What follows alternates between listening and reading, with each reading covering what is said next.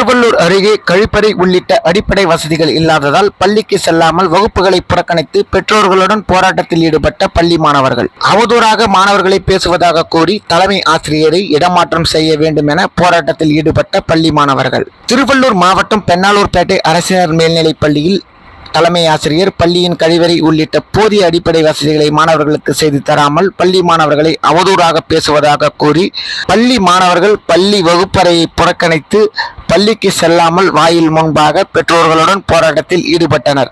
தொடர்ந்து அவர்களிடம் பெண்ணாலூர்பேட்டை காவல்துறையினர் மற்றும் வருவாய்த்துறையினர் சமரசம் மேற்கொண்டும் அவர்கள் போராட்டத்தை கைவிட மறுத்தனர். மேலும் கல்வித்துறை அதிகாரிகள் தங்கள் பிரச்சனைக்கு உரிய தீர்வு காண வேண்டும் எனவும் பெற்றோர்கள் கோரிக்கை வைத்தனர். பள்ளி மாணவர்களின் போராட்டம் காரணமாக அப்பகுதியில் பரபரப்பு ஏற்பட்டது.